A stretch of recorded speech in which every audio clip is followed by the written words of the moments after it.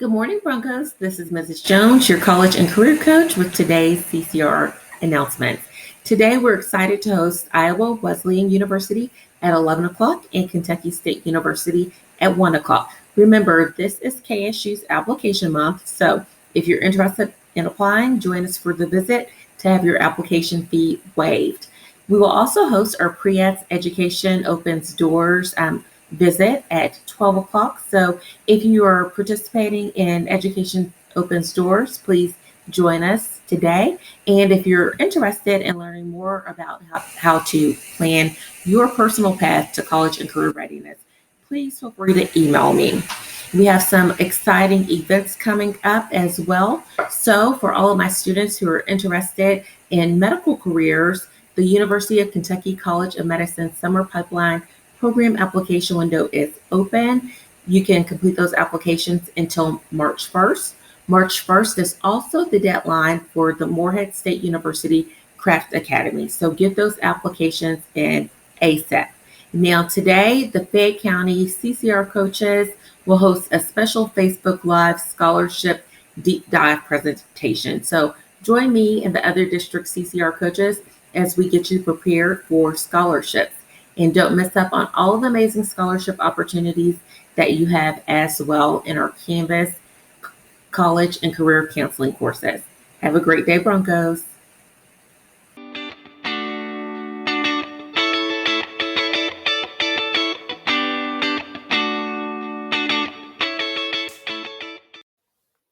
Good morning, good morning, good morning. Principal Diaz here with your morning announcements for February 23rd. It is a B-day. The weather is warming up, and it's like the ice age, and the ice age is melting, and there's water, and there's runoff, and I see grass, and I see sunshine.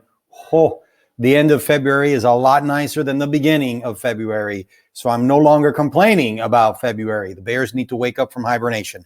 Guys, I digress. The expectation is that I crack myself up. This is terrible. The expectation is that we participate in our Zoom meetings. We are synchronous with our teachers, and we are live participating in our classes. And there's a lot of principals sitting in on some of the rooms and some of the classes and checking in on students, checking in on the instruction.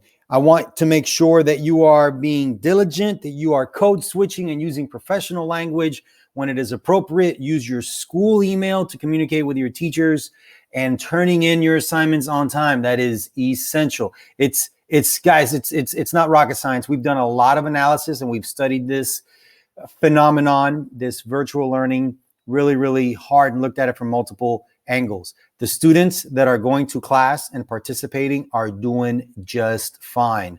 The students that are not are struggling. They don't understand what the expectations are on the assignments. They're turning in assignments that are incomplete, inaccurate, and don't have the correct information on it. So you have to go to class, you have to participate so that you are really, really understanding what we expect. And I know I'm preaching to the choir, because if you're watching these morning announcements, you are going to class. Text your friends, Facebook message, whatever, Insta, anything you can. Get a hold of your friends and tell them, hey man, you got to go to class or you're just not going to get it. My next announcement is big shout out to the boys basketball team. They have an amazing 11-1 record. They're ranked in the state. We also have quite a few wrestlers ranked in the state, and the wrestling team has a great 15-5 record. Keep it going, guys. Baseball tryouts are around the corner. Softball tryouts are around the corner. The track team, a lot of the spring sports are getting ready to start, which is great because they didn't get a chance to compete last year when we had to close things down for the beginning of the pandemic. Okay, my update for in-person return. The board is meeting today to talk about what's next.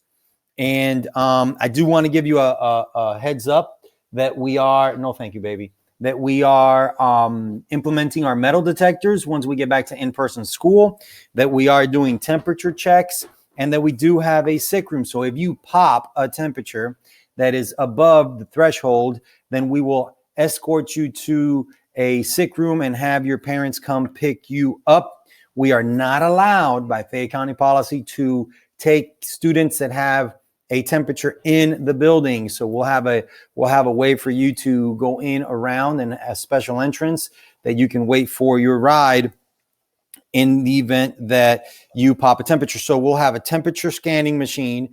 If the temperature scanning machine reads your temperature is too high, then we'll take your temperature by hand one more time, double check it, take your temperature by hand one more time. And then after the third time that you have registered a temperature that's too high, we are implementing sick room protocols. All right. Black History Month.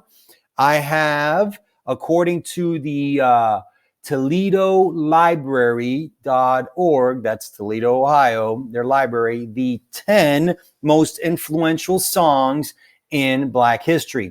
And I got to tell you, music is culture. Culture is art. So this is near and dear to my heart. I love music. I love a lot of different types of music. But here we go. The 10 most influential songs to celebrate Black history. Number 1, A Change Is Gonna Come by Sam Cooke. And that's an old school song, but it is good. It came out in the 60s, I think. A Change Is Gonna Come by Sam Cooke. Brown-Eyed Handsome Man by Chuck Berry is the second song on this list. Next is Ball of Confusion by The Temptations. Great band. What's Going On by Marvin Gaye. Classic song. Beautiful song. Don't Worry If There's a Hell Below, We're All Gonna Go by Curtis Mayfield. I don't know if I've heard this one before.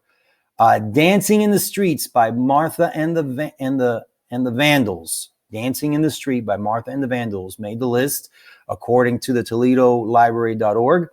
They've got a blog in which they share this. Chocolate City by Parliament is another song on the list. Say It Loud, I'm Black and I'm Proud by James Brown. I get that one, just the title alone. And James Brown, he is the godfather of funk. He is just a talented musician. The Revolution Will Not Be Televised by Gil Scott-Heron is also on the list. And last but not least, Umi Says by Mos Def. And that's a recent song, came out in 1999 by hip-hop rap artist Mos Def. Okay, that's all the announcements I have for you today. I'm Lester Diaz, your principal, and it is an honor and a privilege to serve you in this capacity.